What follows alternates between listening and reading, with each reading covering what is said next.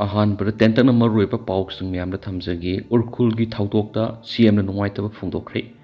ꯏꯁꯨ ꯈꯨꯗꯤꯡꯃꯛ ꯋꯥꯔꯤ ꯁꯥꯟꯅꯗꯨꯅ ꯂꯣꯏꯁꯤꯟꯅꯅꯕ ꯍꯣꯠꯅꯃꯤꯟꯅꯁꯤ ꯍꯥꯏꯅ ꯆꯤꯞ ꯃꯤꯅꯤꯁꯇꯔꯅ ꯑꯄꯤꯜ ꯇꯧꯕꯒ ꯂꯣꯏꯅꯅ ꯎꯈ꯭ꯔꯨꯜꯒꯤ ꯊꯧꯗꯣꯛ ꯑꯁꯤꯗ ꯃꯔꯥꯜ ꯂꯩꯔꯝꯕꯁꯤꯡ ꯂꯦꯝꯅ ꯊꯥꯔꯣꯏ ꯍꯥꯏꯅꯁꯨ ꯐꯣꯡꯗꯣꯛꯈ꯭ꯔꯦ꯫ ꯂꯩꯈꯤꯗ꯭ꯔꯕꯁꯤꯡꯗ ꯑꯦꯛꯁꯒ꯭ꯔꯦꯁꯤꯌꯥ ꯄꯤꯒꯅꯤ ꯍꯥꯏꯅ ꯊꯥꯖꯕ ꯄꯤꯈ꯭ꯔꯦ꯫ ꯑꯃꯔꯣꯝꯗꯅ ꯁꯣꯁꯤꯌꯦꯜ ꯃꯤꯗꯤꯌꯥ ꯁꯥꯏꯠ ꯑꯣꯏꯔꯤꯕ ꯐꯦꯁꯕꯨꯛꯇ ꯔꯣꯕꯤꯟ ꯃꯉꯥꯡ ꯈꯣꯏꯔꯥꯄꯝꯅ ꯐꯣꯡꯗꯣꯔꯛꯄ ꯃꯔꯨꯑꯣꯏꯕ ꯄꯥꯎ ꯈꯔꯅ ꯗ꯭ꯔꯣꯟ ꯕꯣꯝꯕꯤꯡ ꯇꯧꯕꯒꯤ ꯑꯃꯗꯤ ꯔꯣꯀꯦꯠ ꯀꯥꯞꯄꯛꯄꯒꯤ ꯈꯨꯗꯝ ꯐꯪꯗꯦ ꯍꯥꯏꯅ ꯑꯗꯨꯛ ꯆꯥꯎꯕ ꯃꯤ ꯑꯃꯅ ꯄꯨꯔꯥ ꯂꯣꯋꯦꯁ ꯂꯦꯚꯦꯜꯒꯤ ꯋꯥ ꯉꯥꯡꯕ ꯃꯅꯤꯄꯨꯔ ꯄꯨꯂꯤꯁꯀꯤ ꯁ꯭ꯇꯦꯠꯃꯦꯟꯠꯀꯥꯁꯨ ꯖꯣꯀꯔꯅꯤ ꯇꯥꯍꯜꯂꯤꯁꯦ꯫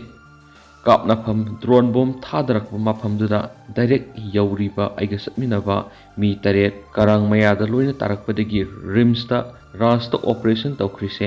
ꯑꯩꯈꯣꯏ ꯏꯁꯥꯅ ꯊꯥꯡꯅ ꯂꯦꯟꯁꯟꯅꯕ ꯇꯥꯔꯦꯅꯦꯀꯣ꯫ ꯏꯟꯗꯤꯌꯥꯅ ꯃꯩꯇꯩꯗ ꯌꯦꯡꯂꯤꯕ ꯃꯤꯠꯌꯦꯡꯁꯤ ꯍꯣꯡꯗꯣꯛꯇ꯭ꯔꯒꯗꯤ ꯃꯅꯤꯄꯨꯔꯗ ꯅꯣꯡꯃ ꯅꯣꯡꯃꯒꯤ ꯌꯨꯠꯁꯤꯡꯒꯤ ꯋꯥꯈꯜ ꯇꯣꯉꯥꯟꯕ ꯂꯝꯕꯤꯗ ꯁꯣꯏꯗꯅ ꯂꯥꯛꯀꯅꯤ, ꯃꯁꯤ ꯊꯥꯖꯧ ꯍꯥꯏꯕ ꯋꯥꯐꯝ ꯊꯝꯂꯤ꯫ ꯑꯇꯣꯞꯄ ꯌꯥꯝꯅ ꯂꯥꯏꯕꯛ ꯊꯤꯕ ꯊꯧꯗꯣꯛ ꯑꯃ ꯍꯥꯏꯕ ꯇꯥꯔꯦ꯫ ꯔꯤꯝꯁ ꯔꯣꯗꯇ ꯊꯕꯛ ꯁꯨꯕ ꯃꯤꯑꯣꯏ 2 ꯃꯅꯨꯡꯗ ꯇꯥꯁꯤꯟꯈꯤꯕꯗꯒꯤ ꯐꯥꯌꯔ ꯁꯔꯚꯤꯁ ꯑꯃꯁꯨꯡ ꯂꯩꯀꯥꯏꯒꯤ ꯃꯤꯑꯣꯏꯁꯤꯡꯅ ꯂꯧꯈꯠꯅꯕ ꯍꯣꯠꯅꯈ꯭ꯔꯦ꯫ ꯑꯃ ꯍꯥꯟꯅ ꯇꯥꯁꯤꯟꯕꯗꯒꯤ ꯂꯥꯛꯃꯤꯟꯅꯕ ꯃꯤꯑꯣꯏ ꯑꯗꯨꯅ ꯆꯤꯡꯈꯠꯅꯕ ꯍꯣꯠꯅꯕꯗ ꯑꯅꯤꯃꯛ ꯇꯥꯁꯤꯟꯈꯤꯕꯅꯤ ꯍꯥꯏꯅ ꯄꯥꯎ ꯑꯁꯤꯅꯁꯨ ꯃꯈꯥ ꯇꯥꯔꯛꯂꯤ꯫ ꯍꯥꯏꯔꯤꯕ ꯃꯤꯑꯣꯏꯁꯤꯡ ꯑꯁꯤ ꯍꯧꯖꯤꯛꯐꯥꯎꯒꯤ ꯑꯣꯏꯅ ꯁꯤꯕ ꯆꯪꯕ ꯈꯪꯗ꯭ꯔꯤꯌꯦ ꯑꯅꯤꯃꯛ ꯍꯥꯏꯕ ꯋꯥꯐꯝ ꯊꯝꯂꯤ꯫ ꯍꯥꯏꯕꯗꯤ ꯍꯥꯏꯔꯤꯕ ꯃꯤꯑꯣꯏ 2 ꯑꯁꯤ ꯑꯔꯨꯕ ꯐꯤꯚꯝꯗ ꯆꯤꯡꯈꯠꯂꯛꯈꯤꯕꯅꯤ꯫ ꯃꯌꯥꯝ ꯄꯨꯟꯅ ꯅꯧꯕ ꯑꯞꯗꯦꯠ ꯉꯥꯏꯃꯤꯟꯅꯁꯤ꯫ ꯃꯈꯥ ꯆꯠꯊꯔꯛꯄ ꯑꯣꯏꯅ ꯄꯥꯎꯖꯦꯜ ꯄꯥꯎꯆꯦꯗꯒꯤ ꯑꯇꯣꯞꯄ ꯄꯥꯎ ꯑꯃꯅ UNCꯒꯤ ꯁꯠꯗꯥꯎꯟ ꯍꯟꯗꯣꯛꯈ꯭ꯔꯦ꯫ ꯋꯥꯔꯤ ꯁꯥꯟꯅꯔꯒꯅꯤ꯫ United Naga council UNC Senapati ꯍꯦꯗꯀ꯭ꯋꯥꯇꯔꯅ ꯑꯣꯛꯇꯣꯕꯔ 9ꯒꯤ ꯅꯣꯡꯌꯥꯏꯗꯒꯤ ꯄꯨꯡ 49ꯒꯤ ꯇꯣꯇꯦꯜ ꯁꯠꯗꯥꯎꯟ ꯇꯧꯒꯅꯤ ꯍꯥꯏꯅ ꯃꯅꯤꯄꯨꯔ ꯑꯃꯗꯤ ꯏꯟꯗꯤꯌꯥ ꯂꯩꯉꯥꯛꯇ ꯊꯝꯈꯤꯕ ꯋꯥꯐꯝ ꯑꯗꯨ ꯌꯥꯅꯕ ꯄꯨꯔꯛꯄꯗꯒꯤ ꯍꯟꯗꯣꯛꯂꯦ ꯍꯥꯏꯅ ꯌꯨꯅꯥꯏꯇꯦꯗ ꯅꯥꯒꯥ ꯀꯥꯎꯟꯁꯤꯜꯒꯤ ꯏꯟꯐꯣꯔꯃꯦꯁꯟ ꯑꯦꯟड ꯄꯕ꯭ꯂꯤꯁꯤꯇꯤ ꯁꯦꯀ꯭ꯔꯦꯇꯔꯤ ꯖꯦꯝꯁ ꯍꯥꯎꯅ ꯈꯨꯌꯦꯛ ꯄꯤꯗꯨꯅ ꯊꯥꯗꯣꯔꯛꯄ ꯆꯦꯔꯣꯜ ꯑꯃꯗ ꯍꯥꯏꯔꯤ꯫ ꯍꯧꯈꯤꯕ ꯏꯪ 2013ꯒꯤ ꯗꯤꯁꯦꯝꯕꯔ 9ꯗ ꯃꯇꯝ ꯑꯗꯨꯒꯤ ꯀꯪꯒ꯭ꯔꯦꯁꯀꯤ ꯂꯩꯉꯥꯛ ꯂꯩꯔꯤꯉꯩ ꯃꯇꯝꯗ ꯆꯤꯞ ꯃꯤꯅꯤꯁꯇꯔ ꯑꯣꯏꯕꯣꯕꯤꯅ ꯅꯧꯅ ꯗꯤꯁꯇ꯭ꯔꯤꯛ 8 ꯁꯦꯝꯈꯤꯕ ꯑꯗꯨ ꯍꯥꯟꯅꯒꯤ ꯐꯤꯕꯝꯗ ꯂꯩꯍꯟꯒꯗꯕꯅꯤ ꯍꯥꯏꯅ UNCꯅ ꯇꯧꯈꯤꯕ ꯗꯤꯃꯥꯟ ꯑꯗꯨꯒꯤ ꯋꯥꯔꯣꯏꯁꯤꯟ ꯄꯨꯔꯛꯇ꯭ꯔꯕꯗꯤ ꯇꯣꯇꯦꯜ ꯁꯠꯗꯥꯎꯟ ꯇꯧꯒꯅꯤ ꯍꯥꯏꯅ ꯂꯥꯎꯊꯣꯛꯈꯤꯕꯅꯤ꯫ ꯑꯗꯨꯕꯨ ꯃꯅꯤꯄꯨꯔ ꯂꯩꯉꯥꯛꯀꯤ ꯃꯥꯏꯀꯩꯗꯒꯤ ꯂꯥꯛꯂꯤꯕ ꯑꯣꯛꯇꯣꯕꯔ 18ꯗ ꯅ꯭ꯌꯨ ꯗꯤꯜꯂꯤꯗ ꯏꯟꯗꯤꯌꯥ ꯂꯩꯉꯥꯛꯀꯤ ꯃꯤꯅꯤꯁꯇ꯭ꯔꯤ ꯑꯣꯐ ꯍꯣꯝ ꯑꯦꯐꯤꯌꯔꯁꯀꯤ ꯔꯤꯄ꯭ꯔꯖꯦꯟꯇꯦꯇꯤꯚ, ꯅꯣꯔꯊ ꯏꯁꯠꯀꯤ ꯁꯦꯀ꯭ꯌꯨꯔꯤꯇꯤ ꯑꯦꯗꯚꯥꯏꯖꯔ ꯑꯃꯗꯤ ꯃꯅꯤꯄꯨꯔ ꯂꯩꯉꯥꯛꯀꯤ ꯃꯤꯍꯨꯠ ꯌꯥꯎꯅ ꯃꯤꯐꯝ ꯄꯥꯡꯊꯣꯛꯇꯨꯅ ꯃꯈꯣꯏꯅ ꯇꯥꯜꯂꯤꯕ ꯗꯤꯃꯥꯟ ꯑꯁꯤ ꯄꯤꯔꯒꯅꯤ ꯍꯥꯏꯕꯒꯤ ꯊꯥꯖꯕ ꯄꯤꯔꯛꯄꯗꯒꯤ ꯈꯣꯡꯖꯪ ꯑꯁꯤ ꯍꯟꯗꯣꯛꯄꯅꯤ꯫ ꯃꯅꯤꯄꯨꯔ ꯂꯩꯉꯥꯛꯀꯤ ꯍꯣꯝ ꯀꯃꯤꯁꯅꯔ ꯁꯦꯀ꯭ꯔꯦꯇꯔꯤ AK ꯑꯁꯣꯛ ꯀꯨꯃꯥꯔꯅ UNCꯗ ꯆꯦꯔꯣꯜ ꯑꯃ ꯊꯣꯛꯇꯨꯅ ꯃꯥꯏꯀꯩ ꯑꯍꯨꯝꯒꯤ ꯋꯥꯔꯤ ꯁꯥꯟꯅꯗꯨꯅ ꯋꯥꯔꯣꯏꯁꯤꯟ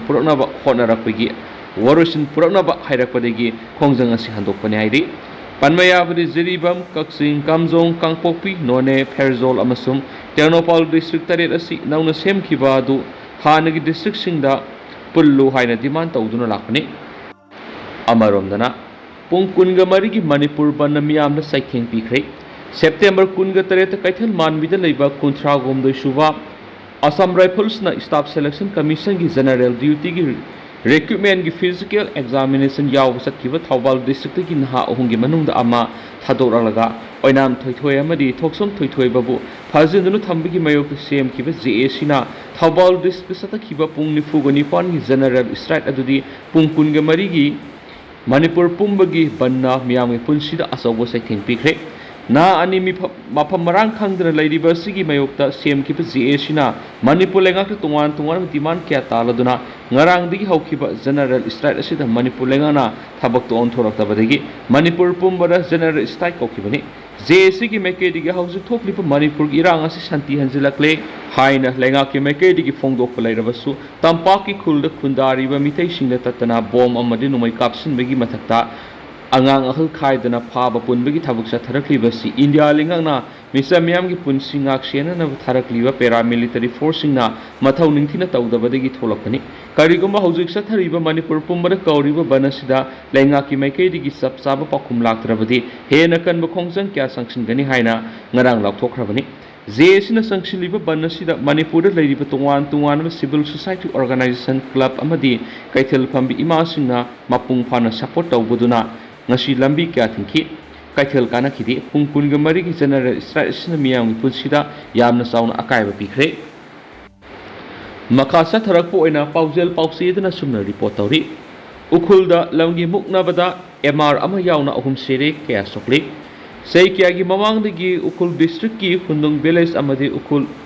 proper town oiriba hunpung ani gi marakta sai na duna lakpagi manungsana ngasi ayuk hundung village ki miyamna Gandhi Jayanti gi numit kamari lenana social service pangthoklingai da atopa kangbu singna athingba pirakpadagi tangkul masil gi marakta muknaraktuna kuthoknarakpadagi nongmai yawnaraktuna Manipur Rifles ki personnel ama misam ani punna ahum laikidre miyoi kya aso apan yawbagi manungda khudong thiningai oiba miyoi manga imphal puraktuna laikanakre hairi police tagi phangwa paw gi matuk ina nga se ayuk pung mapan makhairom taba matamda tangkul masul meke ani gi marakta kanglup naina muknarakpadagi khut yawnarakhi akan mamona khana sainaba horakpadagi makhoi masil gi marakta numai kapnaraktuna aso apan yawkhibani thawdok thokpagi paw hek phanglaga mafam aduna mathau tawduna lairamba state police amadi central paramilitary force kyan irang adu namthana bohonabada hena kansilakhi thawdo aduna laikhidraba miyoi singadudi ukuldagi misam Z Silas L Khangdri amadi Manipur Rifles ki Jawan W Thomra kawi hari miyoi ni furom hena aso apan nangbagi manungda miyoi manga gi phibam lusilakpadagi imphal gi tongan ba mafam singda pukhatuna laikanari atay asok pasing aduri ukul gi laisipung hospital laikanari hari ukul district thokliba irang aduna maram oiraga ukul district magistrate na matam kaktana curfew thamjingkhre loidana thokliba irang aduna maram oiraga pamdaba thawdok sing tholakadra haina Manipur lenga kimekerigi mobile internet service amadi broadband thinjingkhre nakala maromda thokliba thawdo adu nungai ta phongdokpaga loinana maikai ani gi marakta khongpham khara handokna duna athuba matamda mahoksa gi punsi puraknaba Manipur Legislative Assembly gi member oiriba 43 Fungyar AC gi MLA Laisio Kaising Transport Minister Kasim Basum amadi nifuga mari AC gi MLA M Muibana apil tarokli makasa tharak poina kangla pauduna sumna report tawri center amadi state government ko ki lalhausingi makada lairabra tombi Haujik Manipur kanglup ani gi marak thokliba thokwaningdaba thawdo asi numit chawngani helaba pawba sida center amadi state government irang asu lusin mangamdre center amadi state government asi ko kila lawbusingi makhada leirabra haina Siba sana Manipur state ki president Moirangthem Tombi na phongdokre ngasi imphal gi babupra da leiba party asi office ta pangtokhiba pawgi mipmamada Tombi na makhatana hai kokila lawbusina tawriba makhayaba misam phaba punba ransom tanba tawriba punama asida makoina tawning matawda center amadi state lengana ngasi phawba sub action amata lakhotaba haibasi center amasum state government asi makoigi makhada leibani hana lawi chief of army amana ngasi pauksesing da phongdorakliba drone bombing tawba leiti mi ani phakhiba leiti ayamba rumor ni haibana singba phongdorakpa amadi Memarom kuki militant sama palom sangsilakli haidibasi aran bani haiba asugumba yumpham yaudaba reality khangdaba madi state asigi head of constitution oiriba governor CM amadi security advisor masamuna confirm tawduna phongdokiba wapam amabu aran bani yumpham yaudabani haina phongdolibasi maki mathakta action lakhatabani haibagi loinana center amadi state ki police asi phongdokpiu haina su phongdoki